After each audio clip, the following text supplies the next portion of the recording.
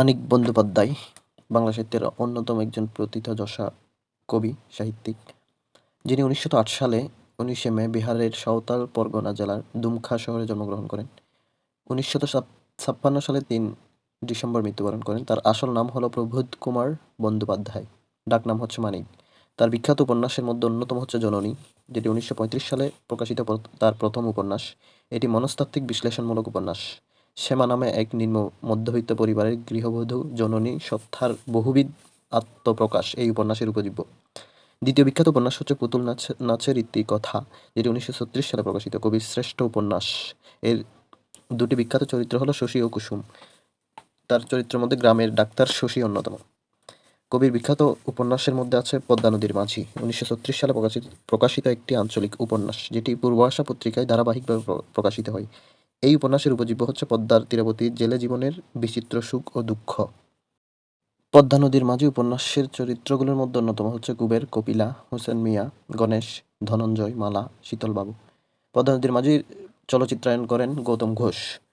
এখানে অবাধ্য বাঁশের কঞ্চির মতো কপিলা এই বাক্যটি ৭ বার এসেছে এই উপন্যাসের মধ্যে।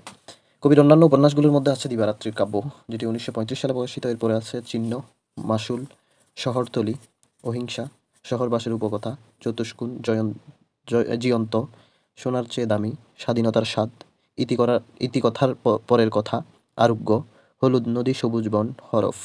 কবির লেখা গল্পগ্রন্থের মধ্যে অন্যতম হচ্ছে 'আতশমামি ও অন্যান্য'। 'অতসীমামি ও অন্যান্য' ১৯৩৫ সালে প্রকাশিত। এটি কবির প্রকাশিত প্রথম গল্প, যেটি বিচিত্র পত্রিকায় প্রকাশিত হয়।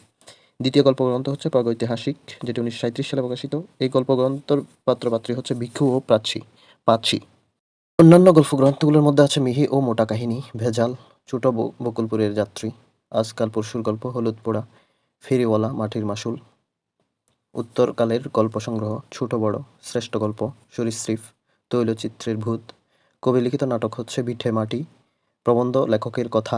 কবি সম্পর্কে কিছু গুরুত্বপূর্ণ তথ্য যেমন তাকে কলম ফেশা মজুর বলা হয়। বনশ্রী পত্রিকার সহ-সম্পাদক ছিলেন। তার পৈতৃক বাড়ি হচ্ছে ঢাকার বিক্রমপুর। ফ্রয়েডীয় সমীক্ষণ ও মার্ক্সীয় শ্রেণী সংগ্রাম তথ্য দ্বারা গভীরভাবে প্রভাবিত হয়েছিলেন। নগ যুগ ইন্দ্র, নগেন্দ্র, নগ মানে হচ্ছে পাহাড়, আর পাহাড়ের রাজা হচ্ছে হিমালয়। কবির বিখ্যাত উক্তিগুলোর মধ্যে আছে 'গরিবের মধ্যে সে গরিব, ছোট লোকের মধ্যে আরো বেশি ছোট লোক'।